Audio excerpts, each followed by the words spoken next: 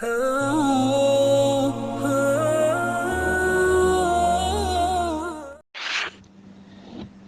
علیکم ورحمۃ اللہ وبرکاتہ، نحمدہ ونصلی علی رسولہ الکریم، اما بعد، فاعوذ باللہ من الشیطان الرجیم، بسم اللہ الرحمن الرحیم، رب اشرح لی صدری ویسر لی امری واحلل عقدۃ من لسانی یفقہوا قولی۔ درس قرآن سے ہے آیت نمبر 64 سورۃ آل عمران۔ پچھلی آیت میں اہل کتاب کو نہ ماننے پر مباہلہ کی دعوت دی گئی تھی۔ چاہیے تو یہ تھا کہ ان لوگوں سے اس کے بعد خطاب ہی نہ کیا جاتا، مگر اللہ تعالیٰ اپنے بندوں پر انتہائی شفیق ہے اور اپنے بندوں کو آخری حد تک معاف اور درگزر کرتا ہے، اس لیے اب نرمی کے ساتھ دعوت دینے کا حکم فرمایا۔ قُلْ يَا أَهْلَ الْكِتَابِ تَعَالَوْا إِلَىٰ كَلِمَةٍ سَوَاءٍ بَيْنَنَا وَبَيْنَكُمْ، کہہ دیجئے اے اہل کتاب، آؤ ایک ایسی بات کی طرف جو ہمارے اور تمہارے درمیان مسلم ہے اور مسلم ہونے کی وجہ سے برابر ہے۔ اے اہل یہود و نصارہ، یہ ایسی بات ہے جس کو دونوں فریق مانتے ہیں، وہ ہے اللہ نعبد الا اللہ، کہ نہ ہم عبادت کریں کسی اور کی سوائے اللہ تعالیٰ وحدہ لا شریک کے، جس پر قرآن، تورات، انجیل اور تمام انبیاء علیہ السلام کی شریعتیں متفق ہیں، کسی کا بھی اس میں اختلاف نہیں ہے،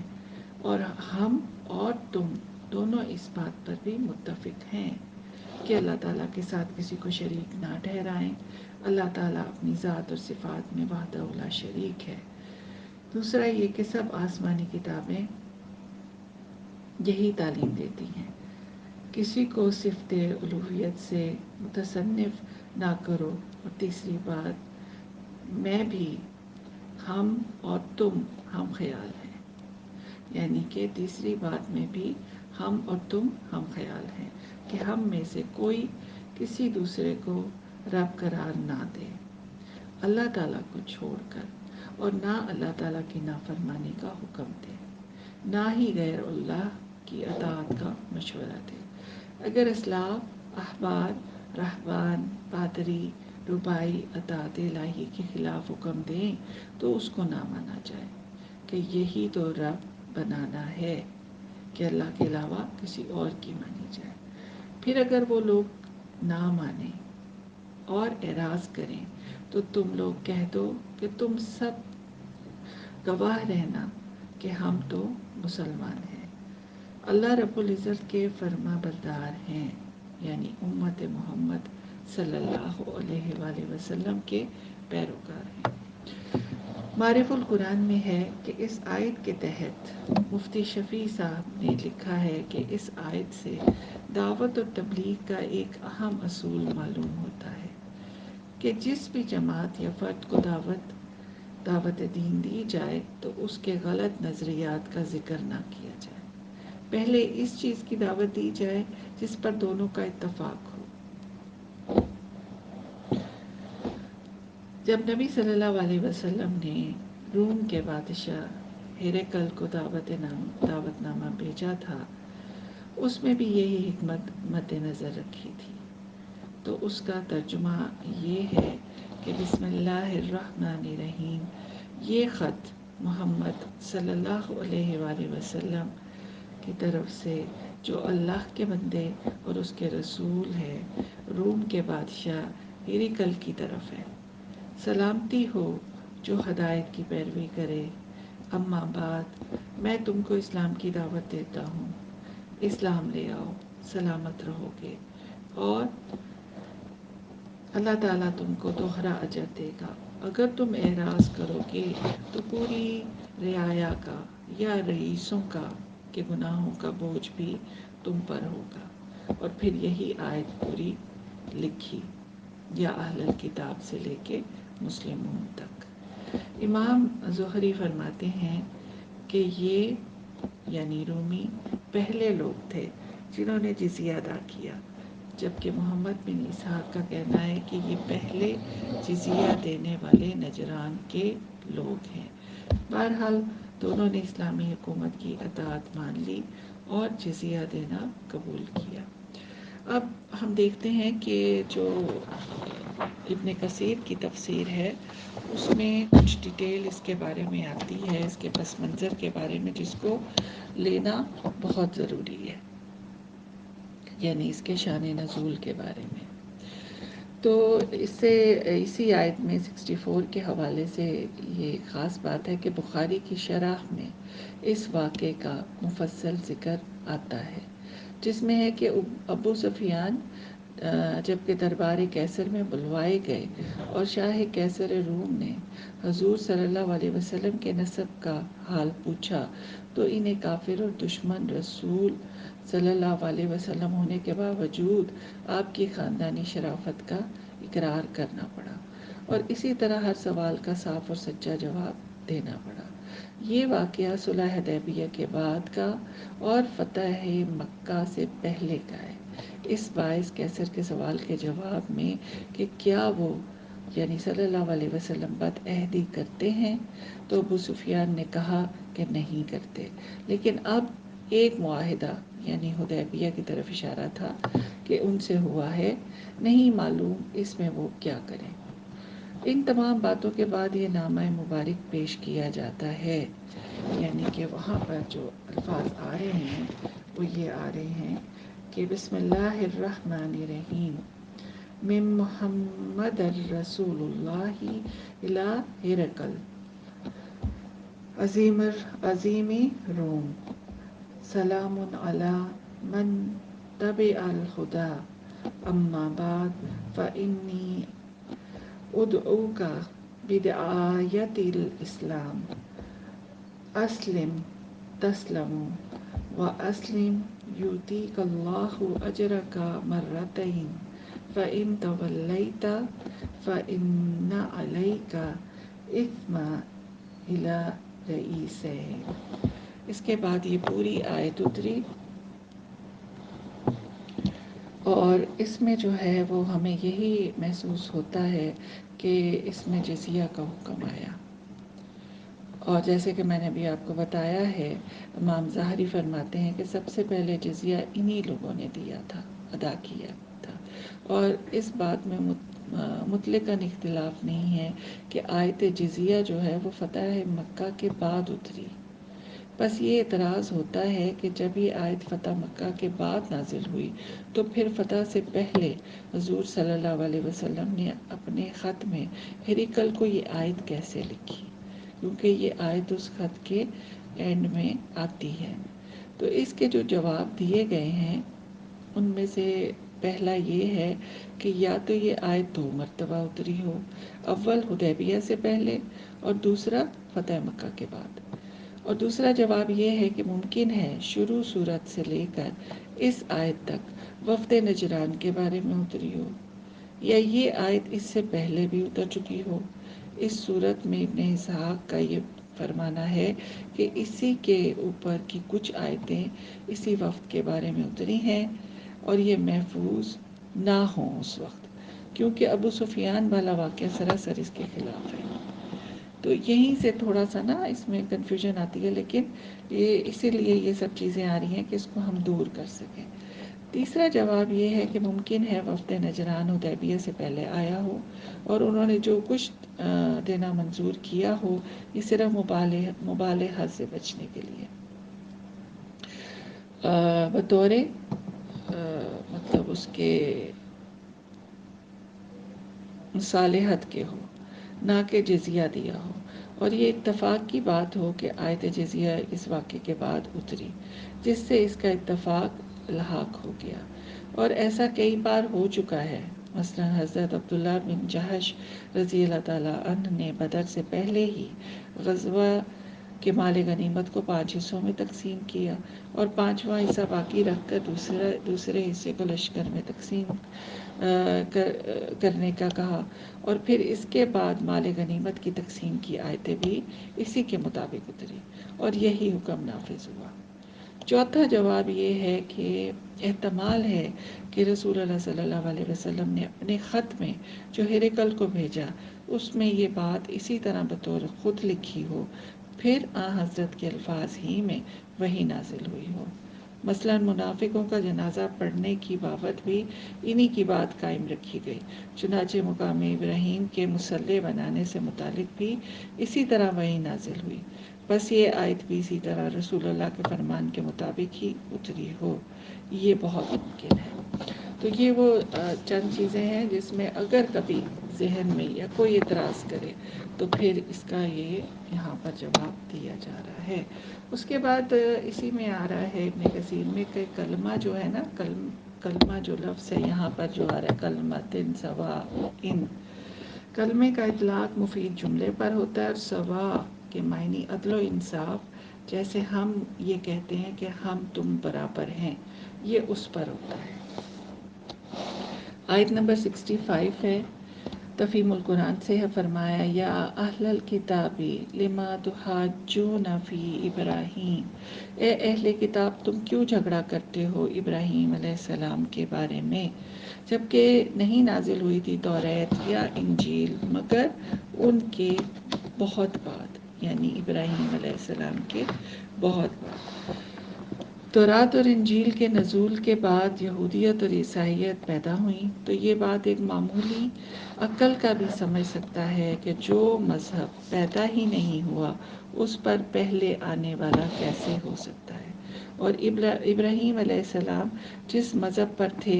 وہ یہودیت یا نصرانیت بہرحال نہیں تھا۔ اور یہ جو جواب ہے یہ حکیمانہ ہے، ورنہ تو یہی موسیٰ علیہ السلام ورنہ تو موسیٰ علیہ السلام بھی یہودی نہیں تھے اور نہ ہی عیسیٰ علیہ السلام نصارہ، سب پیغمبروں کا ایک ہی دین تھا اور وہ دین تھا دین اسلام۔ تعریف الفرقان سے ہے، یہاں یہود اور نصارہ کی طرف سے ابراہیم علیہ السلام کا روحانی اور دینی وارث ہونے کا دعویٰ زیر بحث ہے۔ یہود کا کہنا تھا کہ وہ یعقوب علیہ السلام کے دادا تھے جو بنی اسرائیل کے جد اول ہیں، اس نسبی تعلق کی بنا پر ہم ہی ان کے دین کے جاننے والے اور وارث ہیں۔ عیسائی کہتے تھے یہودیوں نے شریعت موسوی کی تحریف کر لی ہے اور عیسیٰ علیہ السلام نے شریعت موسوی کی تجدید کی ہے، اس لیے دین حنیف کے اصلی وارث اور امین ہم ہیں اور ان کے دین کے سچے داعی ہم ہیں۔ دوسرے وہ دعویٰ کرتے ہیں کہ عیسیٰ علیہ السلام داؤد علیہ السلام کی اولاد میں سے ہیں، کیونکہ یسیحا نبی نے کہا تھا کہ مسیحا داؤد کے گھرانے سے اٹھے گا۔ یسیحا کی نبوت پوری ہوئی اور یہ عیسیٰ علیہ السلام دین ابراہیم کو زندہ کرنے والا مسیحا ہے، یہ ان کے قول کے مطابق۔ بہرحال قرآن دونوں گروہوں کے دعوے کو رد کرتا ہے کہ اول تو ابراہیم علیہ السلام موسیٰ علیہ السلام سے تقریباً 1000 سال پہلے مبعوث ہوئے، اور دوسرے یہ کہ یہودیوں نے تو شریعت موسوی کو مسخ کر دیا۔ ان کا خلیل اللہ کا وارث ہونے کا دعویٰ بالکل بے بنیاد ہے، اور مسیحوں کا دعویٰ کہ مسیح علیہ السلام آل داؤد سے ہیں ایک صریح غلط بیانی ہے، کیونکہ عیسیٰ علیہ السلام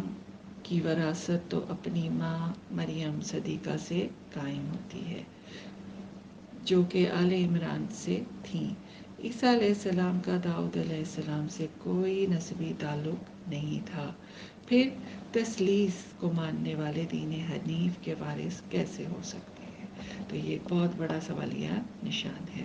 درس قرآن سے ہے کہ مفسرین نے لکھا ہے کہ موسیٰ علیہ السلام ابراہیم علیہ السلام کے 1000 سال بعد پیدا ہوئے، اسی وقت تورات نازل ہوئی، اس کے بعد یہودیت پیدا ہوئی، اور عیسیٰ علیہ السلام موسیٰ علیہ السلام کے 1000 سال بعد تقریباً اور ابراہیم علیہ السلام کے 2000 سال بعد مبعوث ہوئے۔ تب انجیل نازل ہوئی اور ان کے بعد عیسائیت وجود میں آئی، تو ایسی صورت میں ابراہیم علیہ السلام موسیٰ یا عیسائی کیسے ہو سکتے ہیں؟ اسی لیے فرمایا افلا تعقلون، یعنی کیسی خلاف عقل باتیں تم دونوں گروہ کرتے ہو۔ جو مذہب 1000 اور 2000 سال بعد ظاہر ہوئے ابراہیم علیہ السلام کے پہلے سے کیسے اس کے متبع ہو گئے۔ پیانو سبحان سے ہے، آیت نمبر 66 ہے، ہا انتم ہا اولائی حاججتم فیما لک بہ علم، ہاں تم وہ لوگ ہو ان باتوں پر جھگڑا کرتے ہو جن کا تم کو کچھ علم تھا، یعنی موسیٰ اور عیسیٰ علیہ السلام کے بعد متعلق تم کچھ جانتے ہو، لیکن فرمایا فَلِمَ تُحَاجُّونَ فِيمَا لَيْسَ لَكُمْ بِهِ علم، پھر ایسے معاملے میں کیوں جھگڑا کرتے ہو جس کا تم کو قطعی علم نہیں ہے، یعنی وحی کے ذریعے سے جو خبر آتی ہے وہ تم کو معلوم نہیں ہے، اس میں کیوں دخل اندازی کرتے ہو؟ فرمایا کہ اللہ تعالیٰ جانتا ہے اور تم کچھ نہیں جانتے، وہی عالم الغیب ہے، ابراہیم علیہ السلام کے حال کو جانتا ہے، ان کے بارے میں کہ حقیقت یہی ہے کہ وہ مسلم تھے۔ فرمایا احسن البیان سے ہے، فرمایا تمہارے علم اور دیانت کا تو یہ حال ہے کہ جن چیزوں کا تم کو علم ہے، یعنی اپنے دین اور اپنی کتاب کا، تو اس میں بھی تمہارے جھگڑے چلتے رہتے ہیں جو کہ بے بنیاد ہیں اور بے عقلی کا مظہر ہیں، الا یہ کہ تم اس بات میں جھگڑا کرو جس کا تم کو سرے سے علم ہی نہیں ہے، یعنی ابراہیم علیہ السلام کی شان اور ان کی حنیفیت کے بارے میں تم کچھ نہیں جانتے، اللہ تعالیٰ ہی جانتا ہے کہ وہ سخت توحید پرست اور بہت مخلص انسان تھے۔ درس قرآن سے ہے کہ پہلے تم لوگ موسیٰ اور عیسیٰ علیہ السلام کے بارے میں جھگڑتے تھے جن کا کچھ تھوڑا تم کو علم تھا، مگر جس کی تم کو کچھ واقفیت ہی نہیں، اس کے بارے میں کیوں حجت کرتے ہو؟ تم کیا جانو کہ ابراہیم علیہ السلام کا کیا مذہب اور کیا مسلک تھا، اور آج کون سی جماعت ان کے مذہب اور ملت اور مسلک پر ہے؟ اللہ تعالیٰ ہی ان کے متعلق خوب جانتے ہیں کہ ان کا مذہب، ملت اور مسلک کیا تھا۔ تفسیر القرآن سے ہے تفسیر القرآن سے ہے، یعنی ایسی باتوں میں تو جھگڑنے کا کچھ تم کو حق نہیں، حق ہے کہ جس کا تم کو کچھ علم ہو، جیسے تورات و انجیل کی بشارت جو نبی صلی اللہ علیہ وسلم کے متعلق دی گئی، مگر جن کا تم کو کچھ علم ہی نہیں، اس کے متعلق جھگڑنے کا تم کو کیا حق ہے؟ تم دونوں فرقوں نے کیا ابراہیم علیہ السلام کو دیکھا تھا یا ان کا زمانہ پایا تھا؟ ان کے حالات زندگی، ان کی تعلیمات سے آگاہ ہوئے تھے؟ پھر یہ کیسے کہہ سکتے ہو کہ وہ یہودی تھے یا نصرانی تھے؟ ابن کثیر سے ہے کہ یہ اس شخص کی تردید ہے جو علم کے بغیر جھگڑا کرے، یہود اور نصارہ نے بھی بغیر علم جھگڑا کیا تھا، اگر یہ اس علم کے مطابق جھگڑا کرتے جو ان کے پاس تھا، جس میں ان کے دین کا علم تھا، جس کے متعلق عمل کرنے کا حکم رسول اللہ صلی اللہ علیہ وسلم کی بعثت تک تھا، تو یہ ان کے لیے مناسب تھا۔ اگر ایسا کرتے اور ان باتوں کو اللہ تعالیٰ جانتا ہے تو تم لوگ نہیں جانتے۔ آیت 67 اور 68 ہے، پھر فرمایا ما کان ابراہیم یہودیا ولا نصرانیا ولکن کان حنیفا مسلما، ابراہیم علیہ السلام نہ یہودی تھے نہ نصرانی، بلکہ سب گمراہیوں سے لا تعلق اللہ تعالیٰ کے فرما بردار تھے، شرک سے بیزار، ایمان کے طلبگار تھے، وہ مشرکوں میں سے نہ تھے۔ پھر اللہ تعالیٰ نے فرمایا اِنَّ أَوْلَى النَّاسِ بِإِبْرَاہِیمَ، بے شک ابراہیم علیہ السلام سے قرب رکھنے والے وہ لوگ ہیں جو ان کی پیروی کرتے ہیں، اور یہ نبی صلی اللہ علیہ وسلم اور وہ لوگ جو ایمان لائے، یعنی صحابہ کرام اور بعد میں آن پیروکار جو ان کی پیروی کریں۔ اور اللہ تعالیٰ ولی المؤمنین ہے، دوست ہے مومنوں کا، یعنی اللہ تعالیٰ فرماتا ہے کہ ابراہیم خلیل اللہ علیہ السلام کی پیروی کے سب سے زیادہ حقدار وہ لوگ ہیں جنہوں نے ان کے دین کی پیروی کی، اور یہ نبی صلی اللہ علیہ وسلم ہے اور ایمان والے ہیں، صحابہ رضوان اللہ علیہم اجمعین، اور ان کے بعد ان کی پیروی کرنے والے۔ ابراہیم علیہ السلام کے زیادہ حقدار ہیں۔ ابن مسعود رضی اللہ تعالیٰ عنہ سے ہے کہ فرمایا رسول اللہ صلی اللہ علیہ وسلم نے، اور یہ ترمذی کی حدیث ہے، ہر نبی کے نبیوں میں سے قریبی دوست ہوتے ہیں، اور ان میں سے میرے قریبی دوست میرے باپ اور میرے رب کے قریبی دوست ابراہیم علیہ السلام ہیں۔ اور پھر یہی آیت تلاوت فرمائی، یعنی آیت نمبر